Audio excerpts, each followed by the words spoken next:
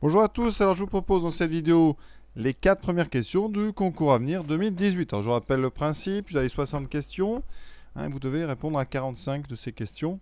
Donc là ça a commencé par les statistiques et le diagramme de Tuckey. Alors c'est quelque chose qu'on voit normalement en première.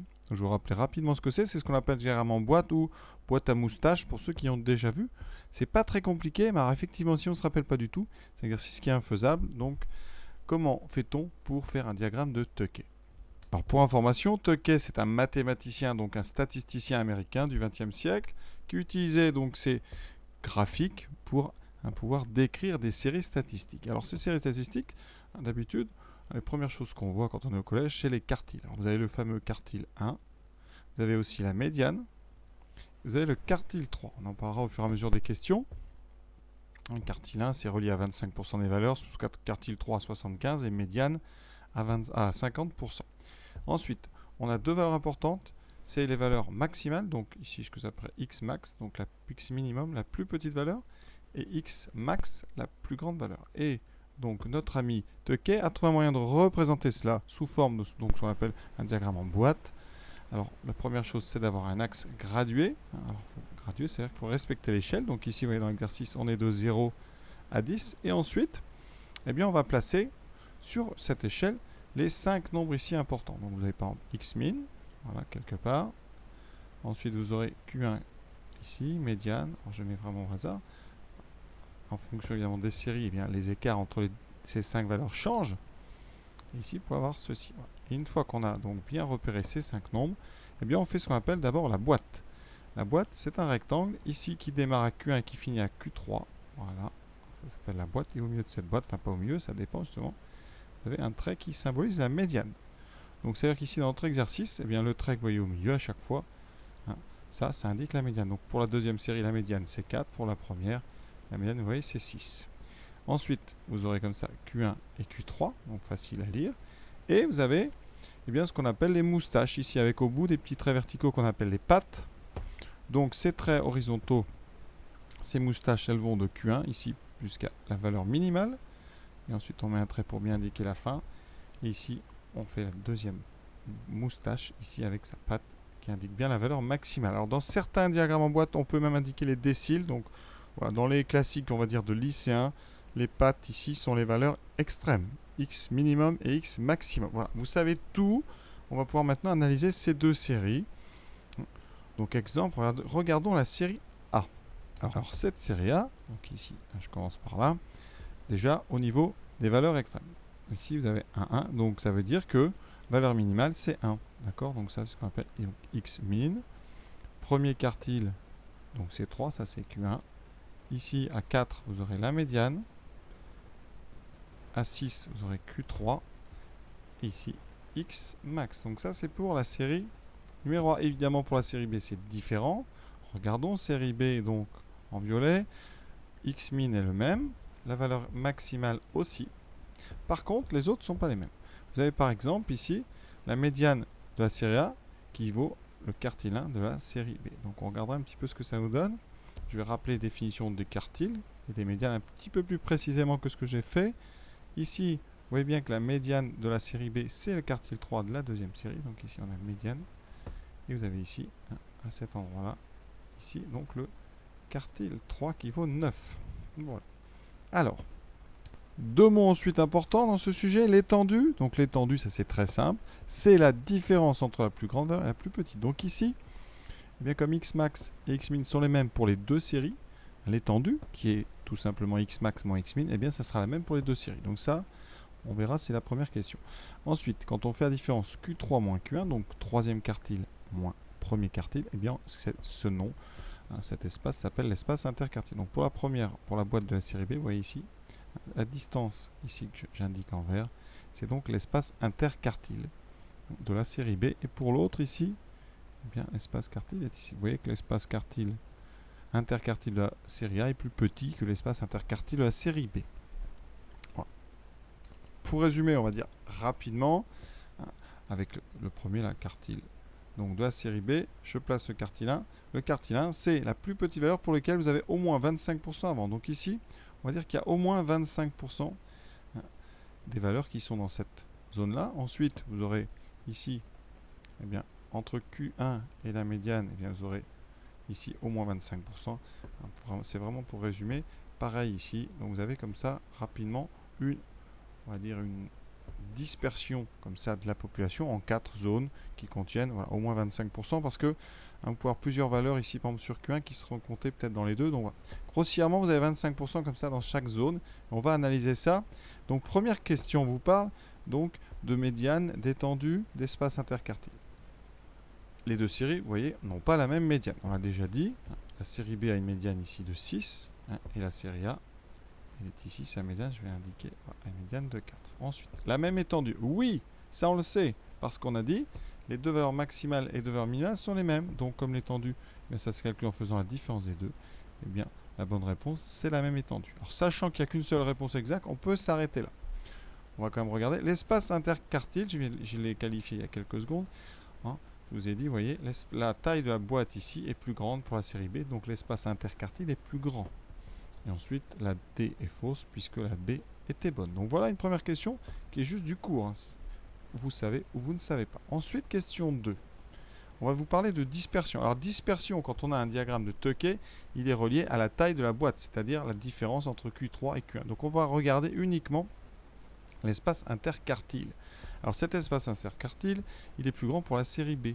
Donc on ne peut pas dire que les valeurs sont également dispersées, puisque entre Q1 et Q3, vous avez 50% de la population ici qui sont beaucoup plus dispersées dans la série B que dans la série A. Donc rapidement, eh bien, on sait que c'est les valeurs de la série B qui sont plus dispersées que les valeurs de la série A. Voilà. Si on regarde, évidemment, la notion d'espace interquartile.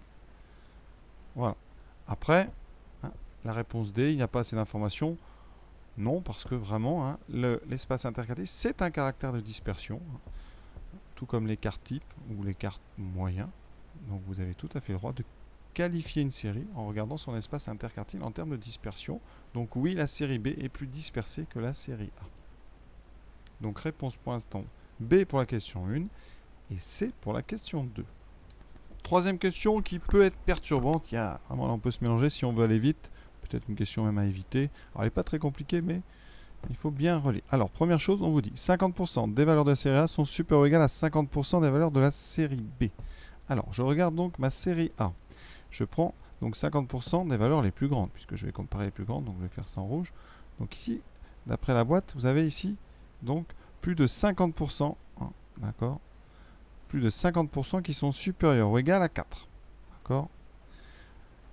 Est-ce que ça va correspondre? Donc ici, 50% des valeurs, est-ce que 50% des valeurs de la série B sont plus petites que ça? Bien non. Puisque ici, si vous prenez les 50% des plus petites donc de la série B, on est là. Voilà. Donc ici, vous avez plus de 50% ici qui sont donc inférieurs à 6. Donc effectivement, on n'a pas 50% des valeurs de série A qui sont supérieures ou égales à 50% des valeurs de la série B. C'est pas facile à expliquer parce que vraiment, ici, si vous voulez, c'est cette valeur 4 qui est importante. Qu'est-ce qui se passe? Sur la série A, on sait que d'après la boîte, on a plus de 50% qui sont à droite. Ça, c'est la définition de la médiane. La médiane, plus de 50% sont plus grands et plus de 50% sont plus petits. Parce qu'il peut y en avoir qui sont sur le trait. Ici, pour Q1, eh bien, on a donc au moins 25% qui sont à gauche. D'accord. Comme la médiane est décalée ici, eh bien, vous avez ici, au maximum, sur Q1, vous n'aurez pas 50%. Parce que si vous aviez 50% ici pour la série B, la médiane aurait été placée ici. Ça aurait été la médiane. Donc, conséquence, vous avez moins de 50% des valeurs qui sont inférieures ou égales à Q1 pour la série B. Et donc, la phrase numéro 1 est fausse. Vraiment. Deuxième phrase. 75% des valeurs de la série A sont supérieures ou égales à 25% des valeurs de la série B. Alors, qu'est-ce qu'on va regarder? Donc, on va regarder déjà les 75% des valeurs de la série A qui sont les plus grandes. Donc, on va regarder à partir de Q1. Donc là, cette fois-ci, la valeur qui m'intéresse, c'est 3. Voilà. Donc ici, on sait que pour la série donc A, vous avez ici plus de 75%. Est-ce que, eh bien, ces valeurs-là sont supérieures ou égales à 25% des valeurs de la série B? Non, parce que vous voyez ici, comme le trait ici eh bien, est avant Q1, ici, on a moins de 25%. Parce que si on a 25% au moins on aurait Q1 qui aurait été placé ici. Donc là, on a vraiment moins de 25% strictement. Donc la phrase est fausse. On a moins de 25% des valeurs de B qui sont ici inférieures aux 75% plus hautes de la série A. Et personnellement, je trouve que c'est quand même des questions assez difficiles à faire en temps limité. D'ailleurs, c'est pas facile à expliquer. Donc déjà, j'imagine qu'à faire avec le stress d'un concours, aïe aïe aïe. Alors maintenant, donc la C. Question C. 50% des valeurs de la série B sont inférieures ou égales à 50% des valeurs de la série A. Donc je vais regarder, évidemment là, au niveau de la médiane de la série B. Qu'est-ce que j'ai? Vous voyez, voilà. Ici, donc, ce qui va m'importer, c'est ce 6. Qu'est-ce qui se passe par rapport à ce 6? J'ai 50% des valeurs de la série B. Est-ce qu'elles peuvent être, toutes ces valeurs-là, inférieures à 50% des valeurs de la série A? Donc je regarde, qu'est-ce que je trouve ici, dans cette zone-là, des valeurs de la série A? J'en ai combien? Eh bien, comme j'ai Q3 ici, je ne peux pas avoir 50% ici, c'est pas possible. Si j'avais 50% ici, eh bien, ça veut dire que le Q3 ici, il serait mal placé, ça serait la médiane qui serait ici. Donc là, j'ai forcément moins strictement que 50%, et donc cette phrase, elle est encore fausse. Vu que les trois premières sont fausses, la dernière est forcément vraie. On va quand même vérifier. 75% des valeurs de la série A sont inférieures ou égales à 50% des valeurs de la série B. Donc je regarde les 75% des valeurs de A les plus petits. Donc ce qui va m'intéresser ici, c'est le Q3 de la série A. Troisième quartile. Donc ici, vous voyez, j'ai plus de 75% de A. Est-ce que c'est inférieur à 50% de B? Qu'est-ce qui me reste pour B? Donc ici, je vais regarder. Voilà. Et là, ce qui se trouve, c'est que je suis au niveau de la médiane de B. Donc effectivement, par définition de la médiane, la médiane, elle partage en deux. Vous avez à gauche plus de 50% et à droite aussi. Aussi étrange que cela puisse paraître, quand on a la médiane, on a plus 50 à gauche, plus de 50 à droite. Parce qu'ici, en général, il y a plusieurs valeurs situées sur la médiane, donc vous les comptez deux fois, du côté gauche et du côté droit. C'est pour ça que vous avez plus de 50% des deux côtés. Donc ici, effectivement, j'ai bien plus de 75% à gauche de A qui sont inférieurs ou égales à plus de 50% de la série B. Donc c'est bien la dernière question, la dernière proposition. Donc question, moi je trouve assez difficile en temps limité. Vraiment, on peut s'embrouiller là 50 fois. Donc peut-être des questions à éviter. Question 4. On note XA, XB avec les barres, la moyenne des séries A et des séries B. Donc moyenne classique, donc c'est la moyenne arithmétique.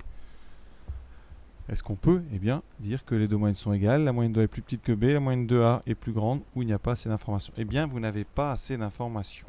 Là, c'est clair. Vous avez devant vous un schéma de dispersion. C'est impossible et comme ça de pouvoir comparer les moyennes parce que vous avez des zones communes.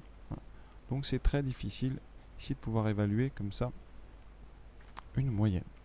Pour justifier ce que je viens de dire, je vais vous proposer une première répartition qui donne les bons quartiles, les bonnes médianes. Voilà, c'est celle-ci. En série B, je mets 24%, 25, 25, 25 et 1 exactement sur les valeurs.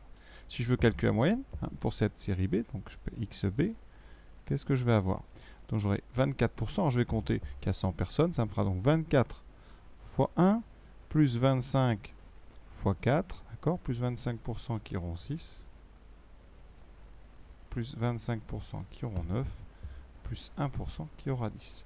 Tout ça, je vais le diviser par 100.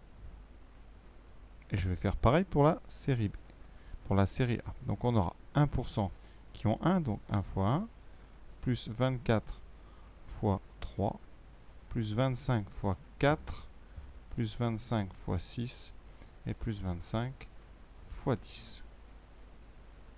Quelle est la plus grande des deux? Voilà, ça me donne 5,09 et 5,73. Vous voyez qu'ici, j'ai réussi à trouver une moyenne pour A plus grande que la moyenne pour B. Alors que visuellement, on a vraiment l'impression que la moyenne de B est plus grande. Tout ça parce que, vous voyez, dans chaque zone, qui sont assez larges, dans la série B, j'ai plutôt mis tout le monde à gauche de la zone, alors que sur la série A, j'ai mis tout le monde plutôt vers la droite, tout en respectant les valeurs des quartiles. Et si j'avais fait une autre répartition, j'aurais eu par contre, un autre résultat. Illustration. Donc là, voici ma répartition. Et vous voyez, là, dans la série B, j'ai plutôt déporté tout à droite, et dans la série A, tout déporté à gauche. Pour la moyenne donc de la série B, ça sera donc 1 fois 1, plus 4 fois 24, plus 6 fois 25, plus 25 fois 9, plus 25 fois 10. Tout ça divisé par 100. Et pour la série A. Ça me donne donc 1 fois 24, plus 3 fois 25, plus 4 fois 25, plus 6 fois 25, plus 1 fois 10. Et là, on voit bien clairement, même sans machine, eh bien que la moyenne de la série B est plus grande ici. Donc vous voyez qu'avec deux répartitions, en conservant les mêmes valeurs pour Q1, médiane, Q3 et les valeurs maximales, on trouve deux cas de figure différents. Donc, eh bien, un diagramme de Tukey, ça ne suffit pas toujours pour pouvoir comparer les moyennes. D'accord? Alors évidemment, si le diagramme était entièrement à gauche et l'autre entièrement à droite, s'il n'y a pas d'intersection, vous pouvez vraiment tout de suite conclure. Ici, comme ils s'intersectent beaucoup, vous voyez, eh bien on ne peut pas du tout comparer les moyennes. Donc c'est vraiment un diagramme de dispersion. Ça permet comme ça de voir les répartitions des populations en fonction de nos Q1 médiane et Q3 et des valeurs extrêmes. Voilà. Donc une première partie, donc question 1 à 4, assez difficile. Il faut vraiment bien connaître les boîtes, les diagrammes en boîte. Voilà, j'espère avoir essayé le maximum d'explications, c'est pas facile. Voilà, à bientôt pour la suite de ce concours à venir.